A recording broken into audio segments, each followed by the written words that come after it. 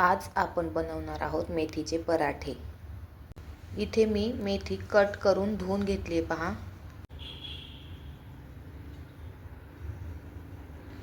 कढईमध्ये 1 टीस्पून तेल टाकून मी मेथी यामध्ये थोडीशी फ्राय करून घेणार आहे।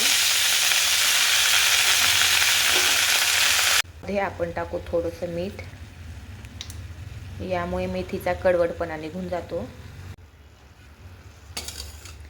मेथी कट केल्यानंतर थोडीशी कडू लागते, त्यामुळे मी इथे थोडीशी तिला फ्राय करून घेणार आहे। मी इथे घेतली भरपूर सारी कोथिंबीर, त्यानंतर थोडासा लसूण, जिरे हे आपण मिक्सरमध्ये बारीक करून घेणार आहोत। हिरव्या मिरच्या घेतल्यात पहा मी इथे 4। आपण हे बारीक करून घेतले पहा मिक्सरला। 1 वाटी गव्हाचं पीठ घेतले, 1 वाटी बेसन पीठ घेतले,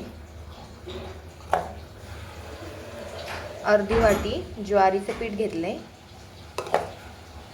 इथे मी टाकत आहे थोडंसं मीठ, चवीनुसार मीठ।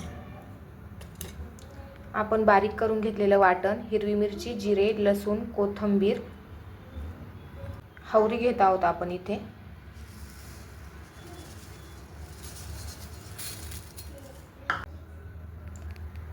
थोडीशी हळद, मेथी आपण थोडीशी फ्राय करून घेतली होती ती आपण यामध्ये टाकणार आहोत।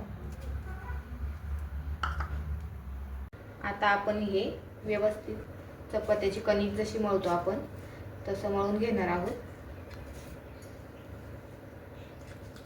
लागत तसं थोडं थोडं पाणी घालायचं याच्यात आणि कणिक मळून घे। यामध्ये आपण थोडंसं तेल टाकून ते मळून घेणार आहोत आणखी, आणि 15 मिनिटं पीठ भिजवून ठेवणार आहोत।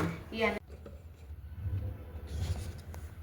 पाहू शकता तुम्ही पीठ आपलं व्यवस्थित भिजले। याचे आपल्याला छोटे छोटे गोळे करून घ्यायचे आहेत। आता मी याच्या पुऱ्या लाटून घेणार आहे।